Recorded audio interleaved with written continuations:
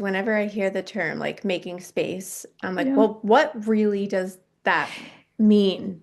Right. It can be so many things. Right. Like for one person, it may be this, and another person, it's something else. But personally, when I'm making space for anything, especially something so innate as me, Yeah. um, Yeah. that usually means I have to make less space for something else. Mm.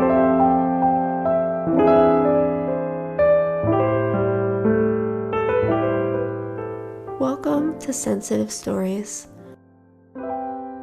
This episode is for educational purposes only and is not intended as a substitute for treatment with a mental health or medical professional. Let's dive in. Hi, Bree. Thanks so much for being here today. I'm so excited to chat with you. I'm very excited. I've been looking forward to talking with you for a while. Same, same.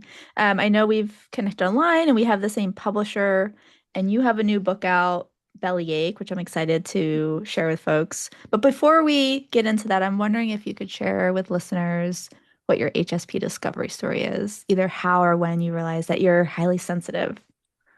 It's so hard to actually pinpoint when I realized that it was exactly like being highly sensitive or empath. But I always knew since I could think that Mm, something, I don't want to say off, but something was very different about me. And I have like, trauma has caused me to lose a lot of my childhood memories, but I have very distinct memories being I remember being a baby, like in a crib, and I would stare into space with like all these emotions I didn't know what to do with, mm. and like thoughts, like real thoughts as a baby that I couldn't vocalize. And then my grandmother would tell me I would just burst into tears, and it was like inconsolable for Yeah. hours. And Mm.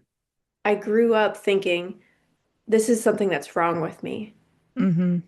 Like, this is this is the thing that makes me defective that everybody can see.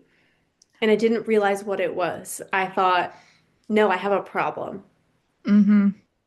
It feels like a problem, doesn't It it? does, especially if grow up with or surrounded by people who are not highly sensitive or have a tendency to reject emotion altogether. Right. Um, then you're like, oh, okay, this is bad. You know, this is not okay for me to Yeah. be, Um, Yeah, but you're yeah, going the completely Mhm. opposite direction with so many Right. emotions. Yeah. And it's like, what do you do with that at that point when you can't let any of that out, but it's like your whole being is, Yeah. well, why am I feeling this and that? And I started researching on it once the internet started becoming a thing. Gosh, remember a time when that wasn't I even do. Yeah. so weird to say that. I'm old. Uh, I started realizing, oh, I can like search things. And Mm. I would look up things like, why am I feeling all these emotions more than other people? And I would came across like different terms at that time. I don't think empath or a highly sensitive person was a thing at that point. Yeah, probably not. Yeah, and the closest thing that I had found was indigo children. Yep. And I was like, that's me. Yeah. Because I always had this feeling of like, I don't belong here. Like I was put here Hmm. to feel everything and to help other people feel things, and then I'm gonna leave. Yeah, like a conduit. Yeah. Hmm. And I just resonated with that like so much. Like, I was like, that's that's me. Yeah. And yeah. Well, it gives purpose, right? If you can step into, I'm feeling this intensely and it's for a reason. Mhm. for me, that makes it makes it more bearable Yeah. to be in this kind of intense inner landscape. Was that part of it for you? Like, did it help soften the experience at all, or make it tolerable at some level? I know it's still hard when you're living in a very non-HSP world. Right. Um, I think I started rejecting it myself. Mm, And because I mean, you'll know, like it's hard to actually re like you can try and try and try your hardest to push it down and reject yeah.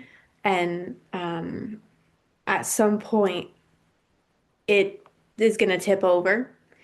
Unfortunately for me, it tipped over into unhealthy coping mechanisms at that point, Yeah. but I don't think it ever really softened for me Hmm. until I left the environment I was in. Yeah. I Like, relate to that so much. Yeah. yeah, Hmm. until I was able to leave and really get an idea of who I was and what I was feeling and why, and not have the pressure of having to hide it anymore. Hmm. Then I started, even though it was difficult, then I started being like, actually, this is good. Yeah. You know? Yeah, when you're in the storm and whatever that storm is, um, you can't unfurl safely. Right. Someone's going to chop bits of you off, right? Mhm. You have to get to safety, and then with perspective, you can start to reclaim or heal or accept. It's rough too, Yeah.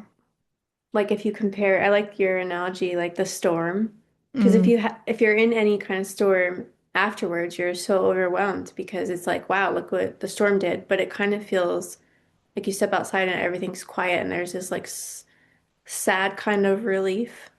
mm, But then you get to like rebuild, yeah. you know? It's exactly like that, isn't it? It's like the sad relief and then the joyful rebirth. Exactly. I love that. Mm, Yes, rebirth. I feel like I've had that over and over and over and over and over again. hmm. Like, I feel like my whole life is just like a constant rebirth. Absolutely. Mm. Yeah, and Sitting with that. it's you're speaking to, I think, what so many of I've heard from myself and so many HSPs, which is like feeling so different and having such this kind of very intense, busy, intricate inner world, but needing to shove it down or hide it away because other people around you don't understand, they don't accept it, they don't relate to it, they think there's something wrong with it. And it can take years of unlearning those messages Yep. and reclaiming. And Yeah. it's so layered too. Yeah. Like, I mean, for me personally, and maybe for other fellow queer people, Hmm. um, if that's not something you're immediately aware of or knowledge, like if you're not educated about what that even is at a younger age, that adds a whole other layer Hmm. to this feeling because you're like, well, what is this new thing that I wasn't conditioned to, absorb? Yeah. And it's just such a multi-layered, for everybody is different, but it's not something you solve. It's something you just keep unfolding over the course of your life. Yeah, because your sensitivity, it's one layer, but there could be other Yeah. layers Hmm. that can be difficult to integrate, to accept, that also maybe have some stigma, whether you're an HSQ, a highly sensitive queer, whether you're coming from any marginalized group, you're a person of color. Um, there can be these layers like how do I pick what battle to fight, Hmm. Hmm. right? It's like how do I make sense of all these layers of difference?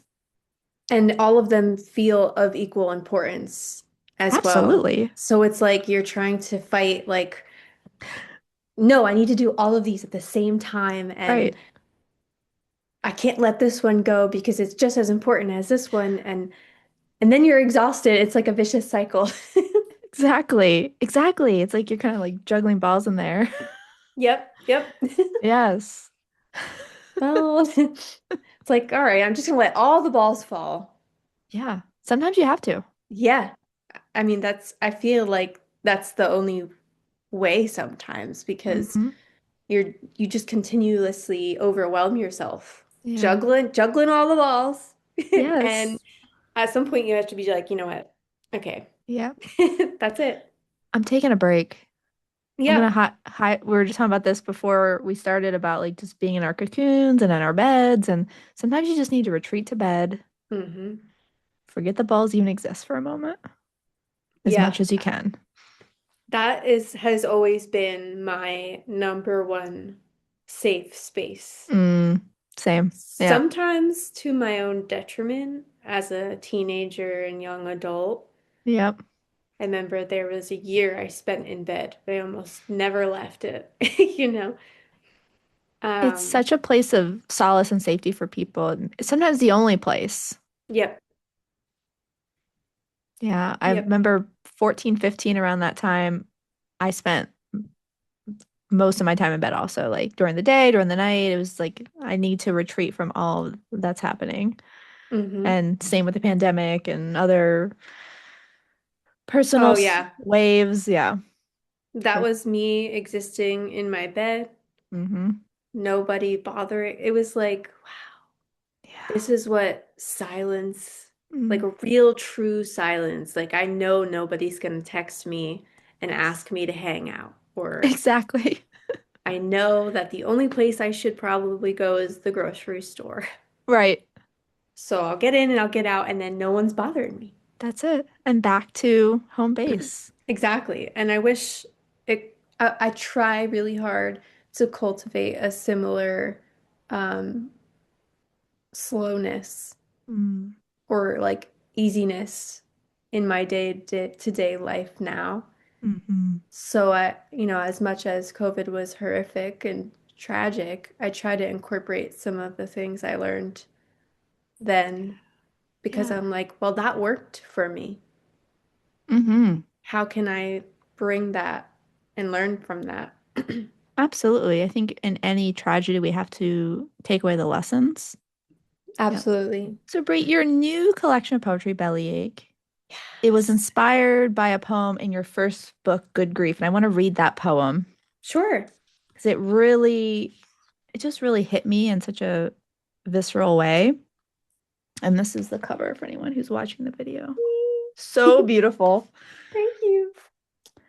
You say, I don't want to grow a thick skin. I want my skin to stay as thin as it was made and everything outside of that to be softer. This feels like the quintessential HSP experience, right? Where we're feeling that pressure to change instead of having the world shift and be more accepting and understanding and welcoming to the Right. 30% of people that are highly sensitive. Right. So I'm wondering if you could speak to, how do you navigate the world as someone with a thin skin in a world that's not really changing? Right. Well, it's so funny because I wrote this, I put it in Good Grief, and the response to it really surprised me. I mean, Mm-hmm. because so of course you'll have people who don't resonate, who are like, that's completely unrealistic, that's selfish, that's Mm-hmm. wishful thinking. And it's like, yeah, it is wishful thinking because look how many people resonated with that.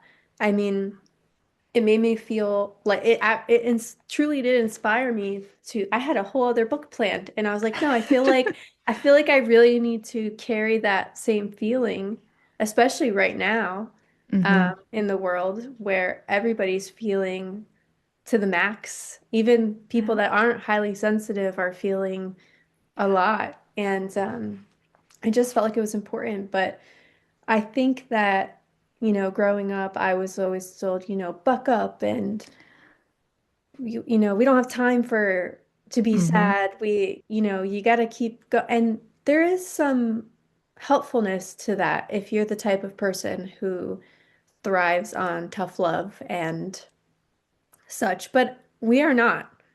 And No. that's something I had to grapple my mother and I's relationship with is like she's a very tough love kind of cookie. And, growing up, I'd have to remind her that is not me. That's Right. not going to work with me. Mm-hmm. And Wow. she had to, pivot and relearn how to, you know, be nurturing in those moments and Yeah. learn what I needed in those moments. Mm-hmm. And, in this, the world I remember as a kid was already harsh, and it's just gotten progressively worse as much as we love to believe and have taken steps forward. There's still a lot of hate and Yeah. harm going on. Mm-hmm. We've gone backwards a lot. Right. And to be honest, I feel like, my skin is going to stay, like I said, as thin as it was made. That's just Yeah. always, I'm 33 now. I've gotten to the point where I'm like, I'm not really changing, like I can grow and evolve, but this is just who I am. And it it comes with a lot of you have to accept so much about yourself Mm-hmm. that most people are not going to understand. No, they're not. And it's a lot of grief and a lot of let down and a Mm-hmm. lot of sadness, but also it's a lot of like just being able to see the bigger picture of everything Yeah. in a way that no one else, I mean, not no one else, but most people can't even Yeah. comprehend that. They Like, can't. it's like a gift. And once I realized I was able to not only feel the emotions of other people and sense those things, but physically sense, like being like a physical empath as well. I'm like, what is that feeling Yeah. that I'm feeling? Like, I was like, am I psychic? Like, am I Yeah. clairvoyant? What is that? Yeah, it's just this constant gift that you're building on. Mm-hmm. And once you start seeing it like that, I think it makes it, you don't tolerate Yeah. anyone around you not also valuing that. Well, when you see it as a gift, at least for me, I'm more inclined to protect it. Hmm. And I love that you had the awareness as a child to say to your mother, this doesn't work for me. Right. Even in the doubts and the kind of turning inward, there was a little nugget of awareness and perseverance to say, Right. I need something different. I'm different. And I love seeing those glimpses that, because you're like you're saying, this is who you are. It's not changing. It's how you're made. Mhm. And there is such a purpose for it. If we can step into that and not fight ourselves. Right. I mean, there were instances, like I said, I can't remember a lot of my childhood, Hmm. but I do remember very specific odd things that stick with me, even, I mean, 33 years later. And I'll say to my mother, like, well, remember when this happened? Like, this really hurt. And she's like, you were a baby. Like, how do you remember that? Right.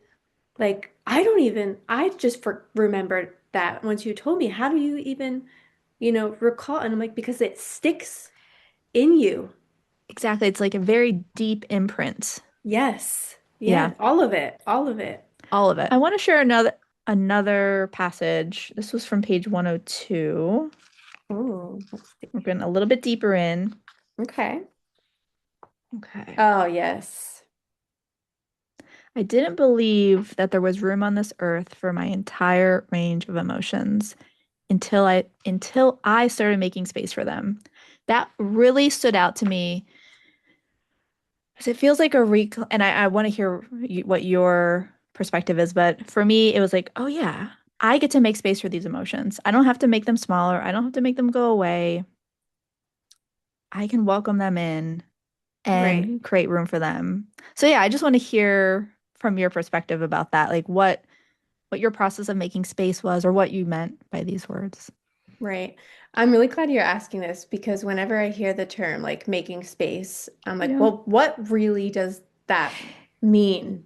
Right. It can be so many things. Right. Like for one person, it may be this, and another person, it's something else. But personally, when I'm making space for anything, especially something so innate as me, Yeah. um, Yeah.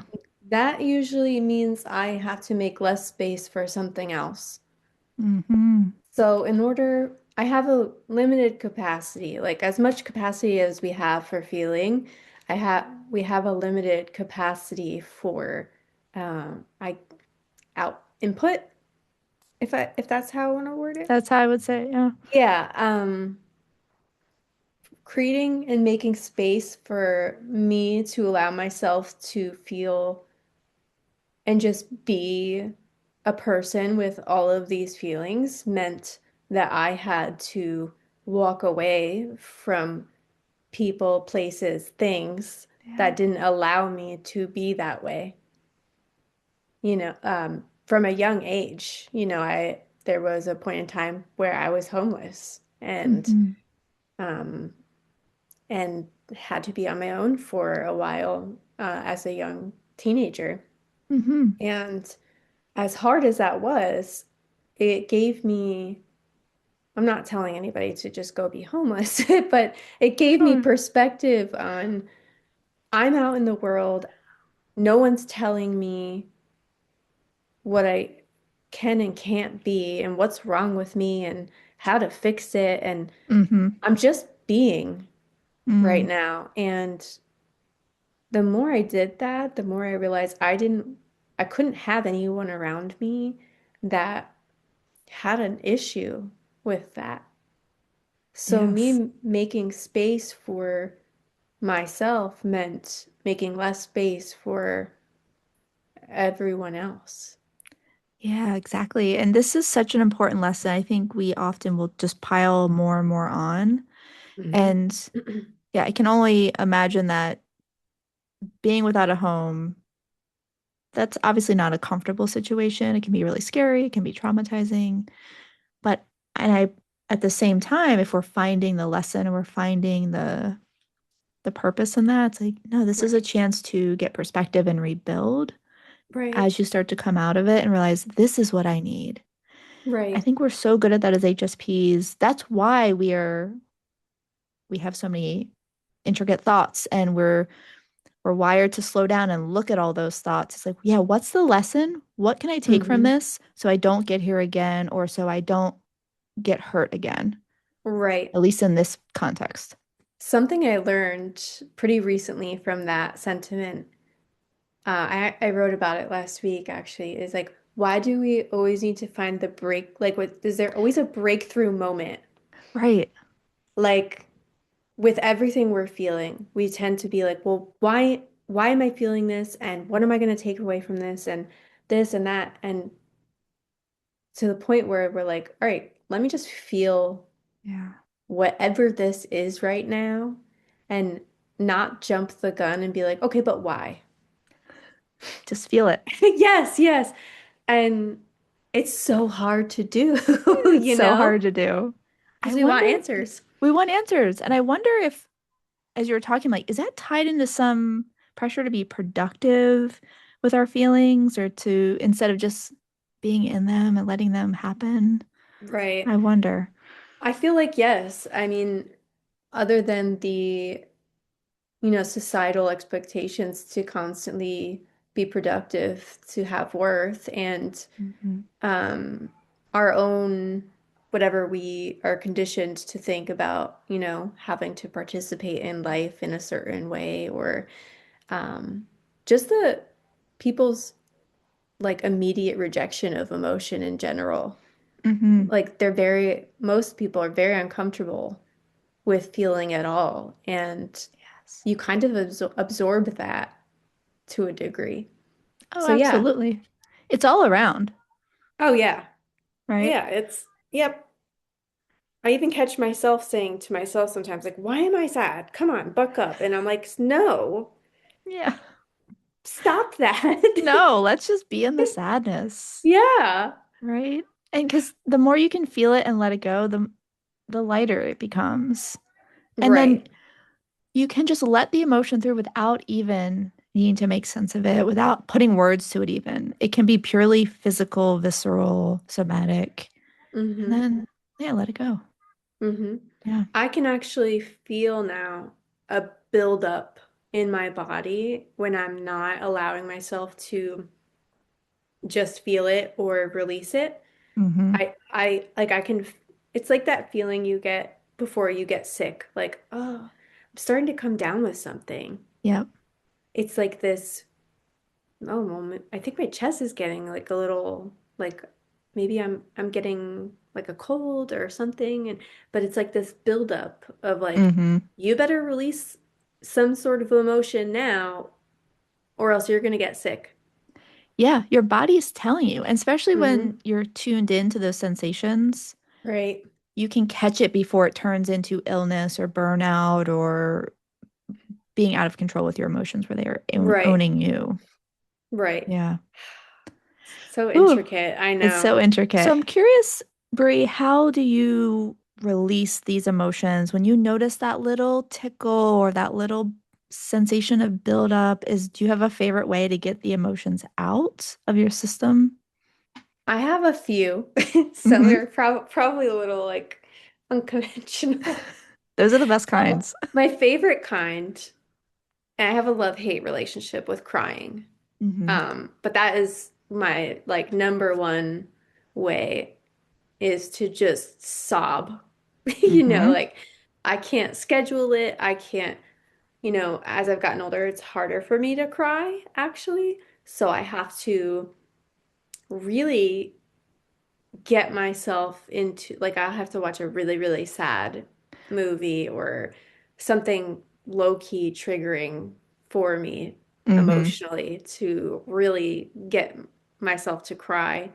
Um, but a lot of my feelings in this time of my life are anger and Hmm.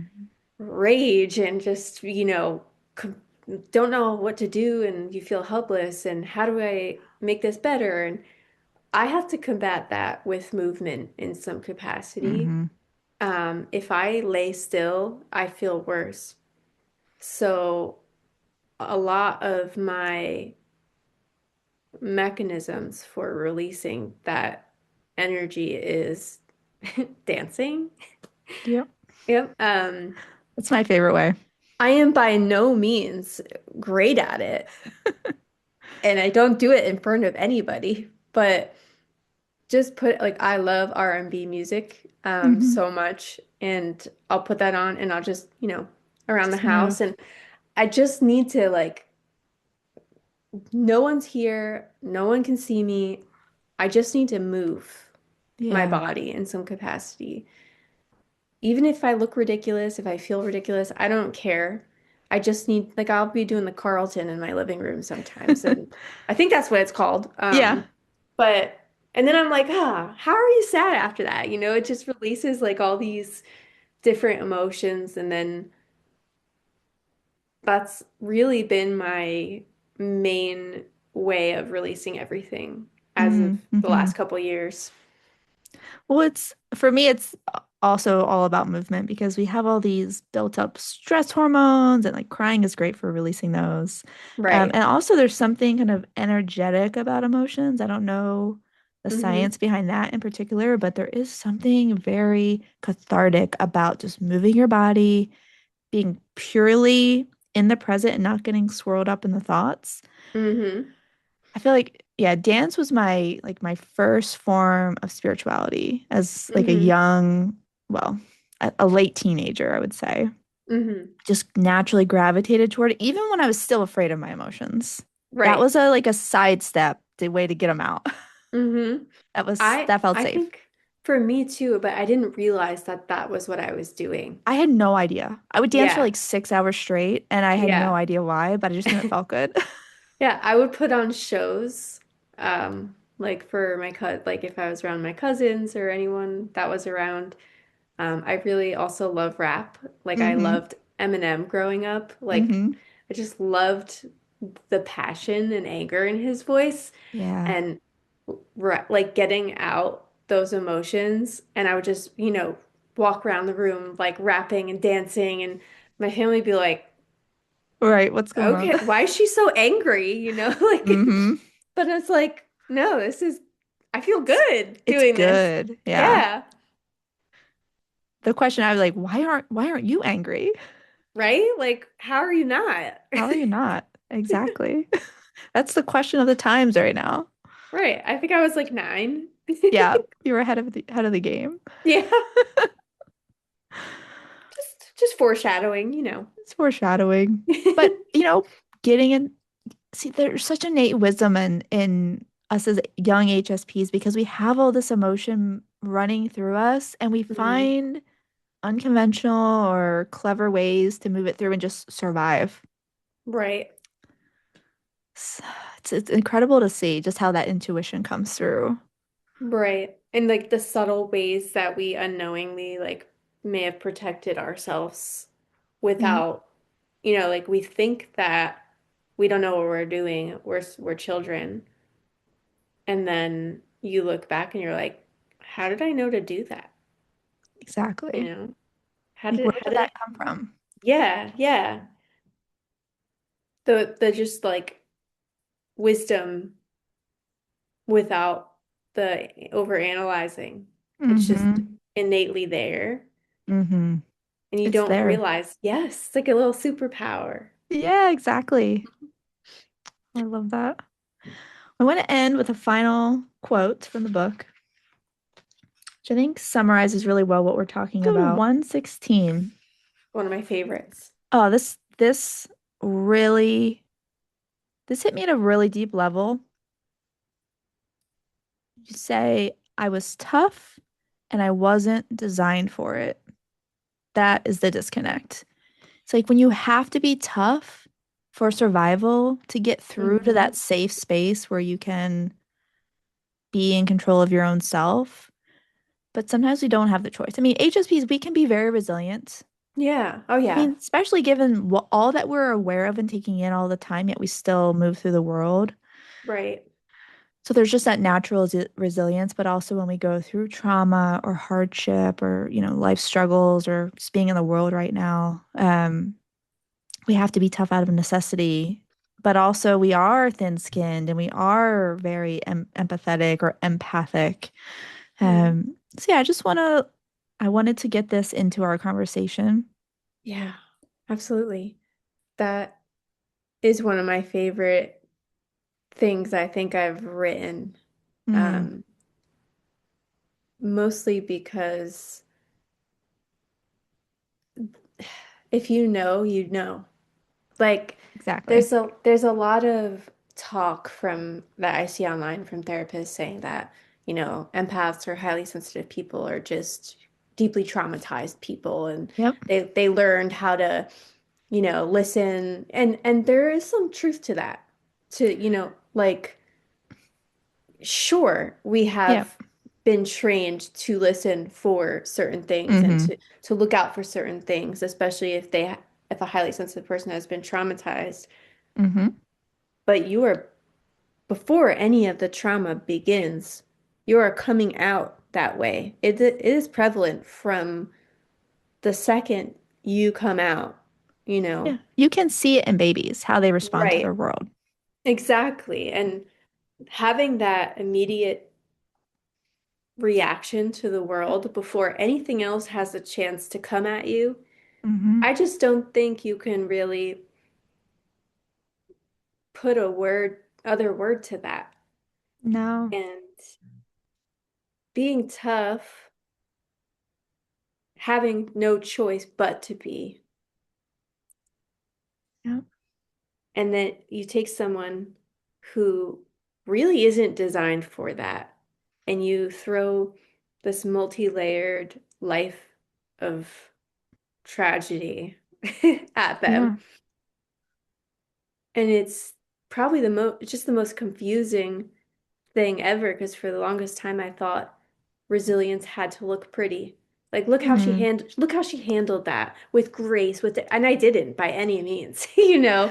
Mhm. Um I acted out. I was lost. I was a lost kid trying to figure out how to live. I made poor decisions and no guidance. And Mhm. I look back and I'm like not proud of how I dealt with that. And that's the disconnect is that it doesn't matter how I handled it. How was I to know any better at that time? You can be extremely resilient and it doesn't have to look beautiful like this pillar of something to be proud of. You can just be proud of it regardless of how you knew how to handle it at that point, Mhm. you know? Mhm.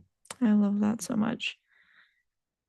Whew, this really speaks to me as well because we're told that resilience is neat and put Yes. together and unemotional and stoic, and it is messy. Yeah, it was so messy. You're getting through it because you're getting those emotions out along the way, or you're at least Mhm. like having a release valve to get the pressure off. Right. And who said feelings had to be like neatly wrapped? Like, oh, sorry, just a little tear. No, like if Oh, you're feeling anything, it's it's bigger than, it's just it's big, bigger. right? Yeah. It's bigger, it's complex. There's so many layers all at once. There's Mm-hmm. no way to keep that in a tight little box. And people try, and usually it comes out in some other way, whether it's self-harm or it's, Mm-hmm. being disrespectful to someone around you, or, some other form of breakdown where you might start to have mental health issues or physical health issues. Like your Right. body needs to express it somehow. It will come out, whether you're realizing that's why or not. Right. And, you know, I think I even wrote in Bellyache, if I had to say something, I forget what page it's on, Mm-hmm. to my younger, oh, wow, that's weird. I opened right to it. Did you really? Yeah, it's on 110, One, and ten. it says, if I could go back in time and tell little me one thing that would change the course of my entire life, it would be this, cry your heart out. Because I mean, I'm dealing with things as an adult now that I sometimes question if I would have been able to feel this deeply from a younger age, would this be happening? Would I Mm-hmm. have these autoimmune diseases, these syndromes that are magically appearing, and would I be getting sick all the time? Like, even though it's something I'm constantly working through now, it starts to show up at some point. Even if you Mm-hmm. think, oh, that was my past, I'll get past it. I mean, I'm in my 30s now and just starting to Yeah. adapt to a different way of living with Mm-hmm. illnesses. But Right, because the past is always in the present. It's right, informed the present. It's here with us. right, Yeah, it's it in your system, our right. systems. You can't change it, but it doesn't Mm-hmm. mean that it's not still walking with you. Exactly. It's just walking behind you, you know? Thank you for that. It's so true. Yeah, I like that. I gotta write that one down. I mean, it's like, okay, we're walking forward, but there's still someone walking behind. I Mm-hmm. mean, they're There not always going is. anywhere. Yeah, like Mm-hmm.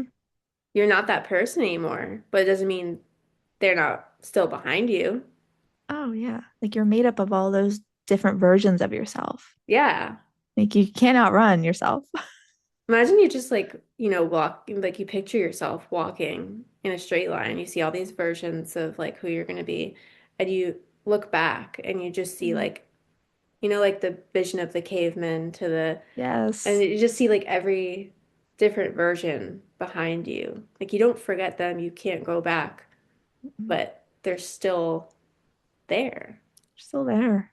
It's I hard was, to. yeah. Mhm. Yeah, I always wish for that where I could just sit next to Hmm. the different versions of myself. It's odd.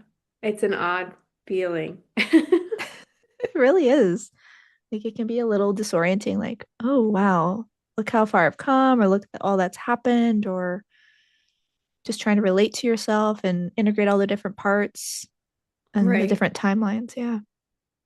I my therapist had me print pictures out of me at different Mm. aspects of my life and put them in a row. Oh, that's powerful. And I'll take time to just look at them. And I'm like, who was that? Like I felt so disconnected from each of them. Mm-hmm. Like that can't possibly have been me. Mm-hmm. Like, And yeah, yeah, it's like, whoa, that's who how is you know that? you have work to do is when you're like, that's not me. Right. Right. Some more integration work, do you mean? Right. Yeah. Mm-hmm. Mm-hmm. Yeah. I've done that with looking at like a younger photo of myself, but I've never put them in a row. Try Mm, it. I want to try it. You'll Yeah, have to let me I know. will. That would be interesting to see the jumps from timeline to timeline. Yeah, Hmm. because I do feel like my life has been in these chapters. Right. Hmm. Wow. Well, Bree, this has been a very rich conversation. I really am grateful for you lending your voice today and sharing your stories with us. I'm wondering if there's any final thoughts before we wrap up. I'm just super grateful. Of course, thank you for having me and speaking Yeah. with me and relating to me Yeah. and understanding I just feel like we could talk forever. Um, but I don't want anyone to ever feel like no one understands. That's Hmm. my main intention and point anytime I put a book out is regardless of what it's about, I don't want anyone to feel like they're the only person in the world that could understand or feel Hmm. that way. Um, so yeah, I really do just hope that Bellyache can make someone feel a little more seen. I mean, I will say, just starting with myself, I felt seen on multiple levels throughout this book. And I don't, you probably can't see it on the video, but I highlighted so many different passages because it felt like it wasn't just my sensitivity that was getting seen, but it was that piece around going through trauma at a younger age and Hmm. how that imprints on you and that resilience you have to hold on to, and then the shedding of that and all the different layers. So I excitedly read through these pages and just sat with them, and it was more than just words on a page. It was, I feel like it was like just a tether to go inward and to Hmm. reflect on my own experiences through your experiences. So it was just a really powerful read for me. I'm honestly not a big poetry person, surprisingly. Hmm. I'm more of a music lyrics person, but I understand. yeah. But this truly helped me feel seen in a very deep and profound way. So I thank you for that. And I can't wait for listeners to sit with it and do their own introspection work around it. Thank you. I can't wait to see. This is so different from a lot of things that I've written, so I'm excited to see how people relate to it. If they do, if Yeah. they don't, it's probably a Mm-hmm. good thing if they don't, but I'm really excited and it's nice to know that there are other people in the world who can read this and go, "Yep. Mm-hmm. Yes, someone gets it. I'm not alone. Mm-hmm. All right, Yeah. I'm not going crazy, I'm not Mm-mm. insane That's for right. feeling this." Yeah. Um, just a lot of things that I felt like someone had to say it, you Thank you know? for doing it. Yeah, oh, of course. Yeah. Thank you. Thank you for reading it. Of course, I was honored. So I'll definitely share your link for this book, Bellyache, and also Good Grief in the show notes for Oh folks yeah. if they want to grab a copy. It'll Perfect. be out February 24th. Yes. Yep, bellyache. Mm-hmm. Bellyache will Oh, be out February that's so 24th. soon. It's so soon. Oh, goodness. And it will be already out by the time this conversation comes out. Yay. Oh, Thank you I'm so so much, excited. Brie, Thank again. you.